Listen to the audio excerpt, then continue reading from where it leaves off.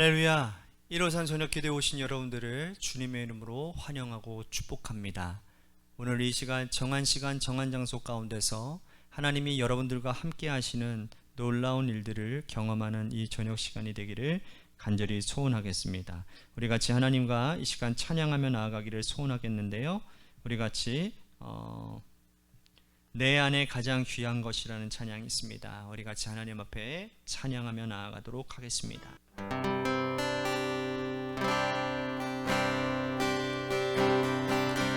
내 안에 가장 귀한 것 예수를 알미라.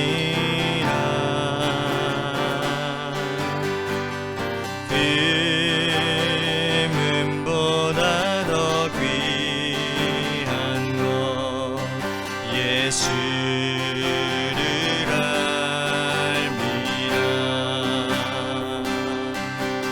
세상 지식보다 귀한 것 예수를 알미라. 내 안에 가장 귀한 것 예수를 알미라. 예수의 이름 존귀한 그 이름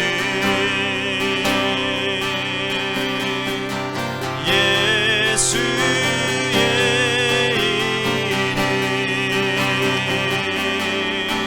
능력의 그 이름 예수의 이름 예수의 이름 존귀한 그 이름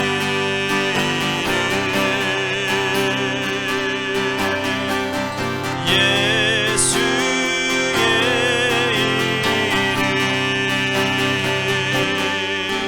능력의 그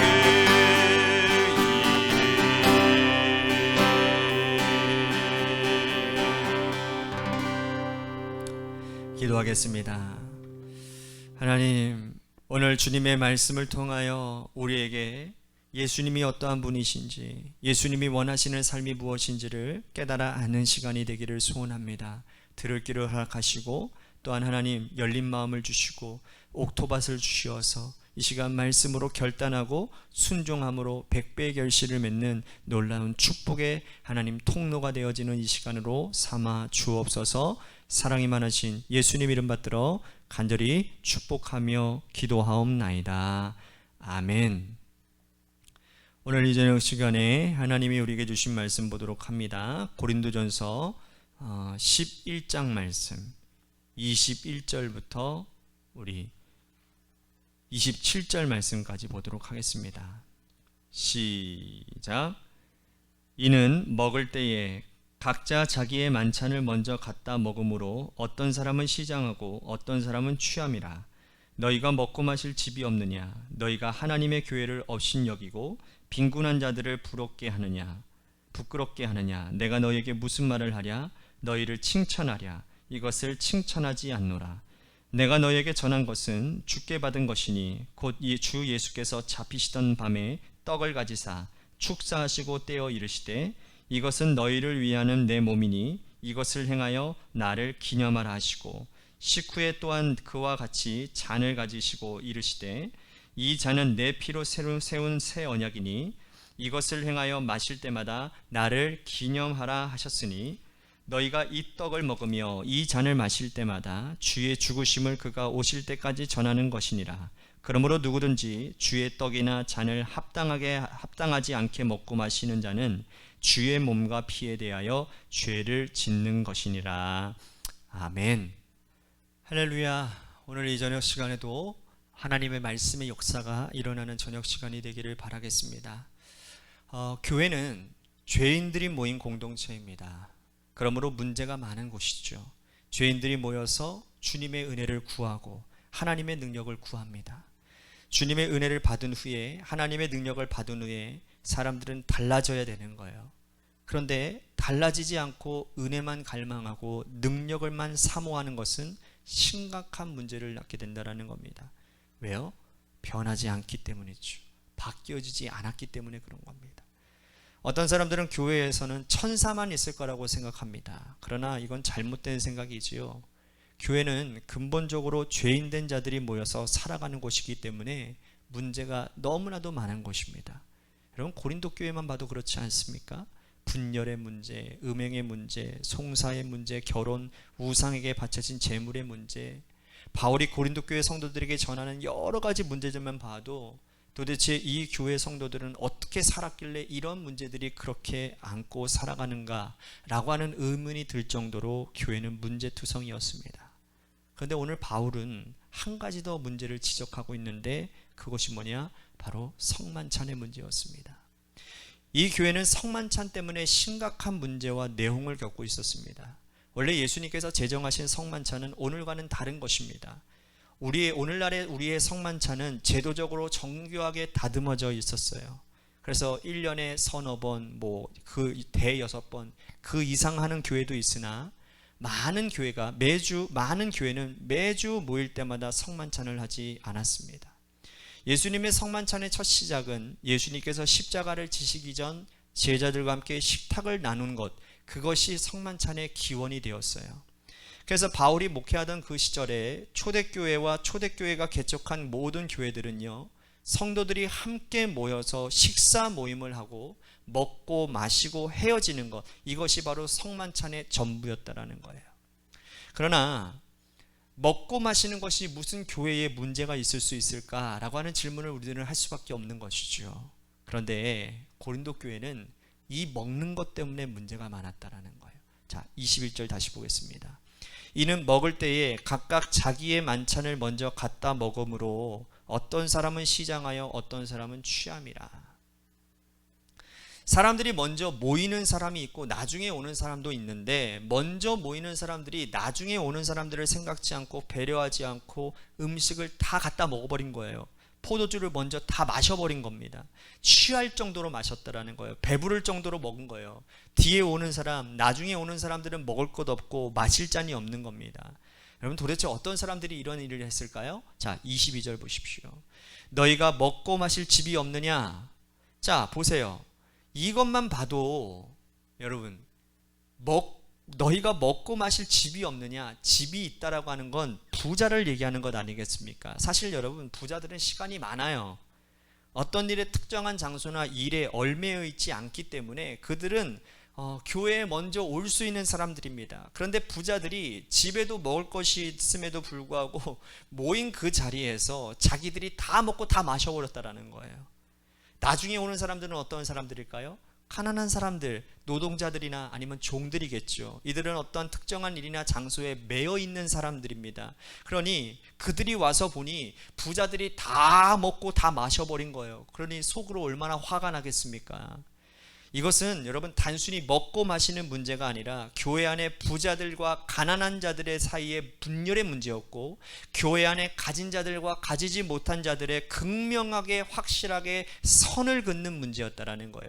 바울은 이 문제를 아주 심각하게 보았다라는 겁니다. 그래서 바울이 이들에게 전하는 것은 예수님께서 최초로 제정하신 성만찬의 원형이었다라는 거예요. 여러분, 이 성만찬의 핵심은 뭡니까? 주님의 몸이 곧 떡이요 주님의 피가 곧 잔이라는 거예요.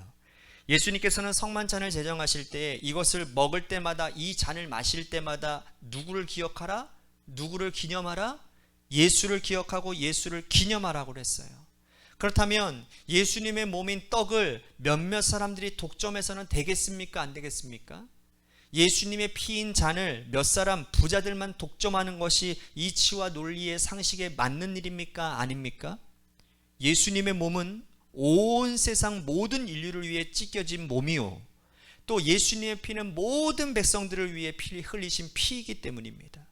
고린도 교회 부자들을 위해서만 예수님의 몸 찢지 않으셨고 예수님이 피 흘리지 아니하셨잖아요. 예수님은 온 세상 모든 인류들을 위해 고린도 교회의 모든 가난한 자들과 부자들과 모든 사람들을 위해서 몸을 찢기시고 피를 흘렸음에도 불구하고 그들은 그럼에도 불구하고 예수님의 성만찬을 독점하는 죄와 잘못을 저지르고 말았다라는 거예요. 이것은 심각한 문제가 아닐 수가 없었다라는 겁니다. 27절 보십시오. 그러므로 누구든지 주의 떡이나 잔을 합당하지 않게 먹고 마시는 자는 주의 몸과 피에 대하여 죄를 짓는 것이니라. 바울이 여기에서 말하는 합당하지 않게라고 하는 이 의미는 이웃을 배려하지 않는다라는 뜻입니다. 합당하지 않게 성만찬을 대하는 것, 연약한 자들을 먼저 생각하지 않았다라는 뜻이에요.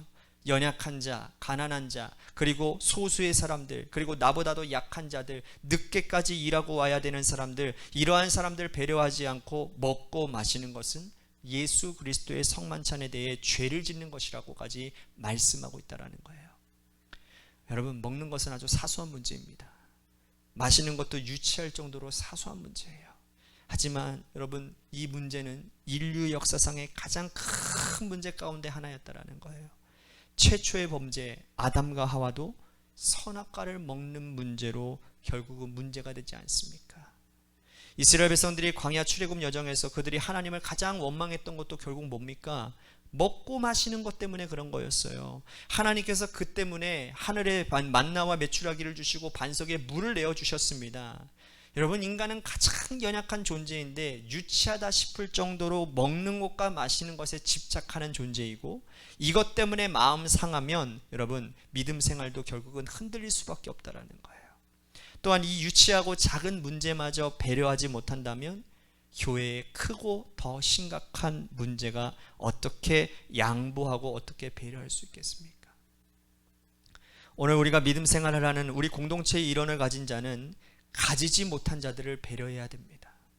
믿음을 먼저 가진 교회 중직이 된 자들은 이제 막 첫 발을 뗀 새신자들을, 새가족들을 배려할 줄 알아야 됩니다. 나이가 드신 어른분들은요, 어린아이들, 교회학교 학생들을 전심으로 진심으로 섬기고 배려해 줘야 됩니다. 이것이 서로 연약한 자들을 돌보는 교회 공동체의 모습이기 때문입니다.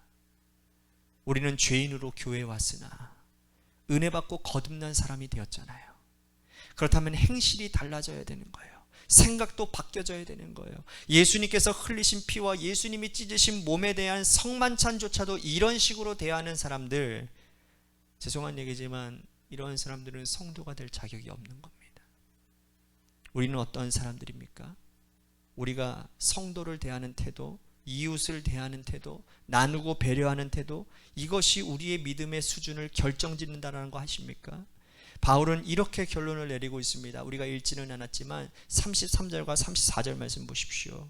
그런즉 내 형제들아, 먹으러 모일 때에 서로 기다리라. 만일 누구든지 시장하거든 집에서 먹을지니 이는 너희의 모임이 판단받는 모임이 되지 않게 하려 함이라. 그 밖의 일들은 내가 언제든지 갈 때에 바로 잡으리라. 먹으러 모일 때에 서로 기다리라. 아주 단순한 해결책이지만 이것이 바로 연약한 자들을 위한 배려라는 거예요. 우리가 믿음 생활할 때에 나만을 위해, 우리 자신만을 위해 자기중심적으로 신앙생활하고 자기중심적으로 사는 것이 아주 유아적인, 아주 어린 신앙의 모습이라고 할 수 있습니다. 나보다 타인을 먼저, 나보다 나중된 자를, 나보다 어리고 연약한 자들을 배려하는 그러한 크리스찬 문화가, 그러한 기독교 문화가 우리 교회 가운데 일어나게 될 때, 여러분들의 삶의 자리 가운데 일어나게 될 때 하나님은 그곳에서 역사하시는 줄로 믿으시기를 바랍니다. 오늘 나에게 붙여주신 그 영혼들에게 하나님, 내가 어떠한 자로 비추어지는지를 한번 나 자신을 돌아보고, 하나님, 내가 주님의 마음을 품고 주님 먼저 배려하고 이해하고 용납하고 용서하고 사랑할 수 있는 그러한 사람이 되기를 원합니다. 그렇게 우리들이 간절히 하나님 앞에 기도했으면 좋겠고요. 또한 우리 같이 매번 기도합니다. 교회를 위해서 기도하겠습니다. 하나님께서 세워주신 몸된 교회, 하나님 믿음 위에 터를 세우게 하여 주시고 말씀 위에 터를 세우게 하여 주시옵소서. 하나님이 하라고 하는 것에 하고 하나님이 하지 말라고 하는 것에 것은 하지 않는 교회 되도록 하나님 인도해 주시옵소서.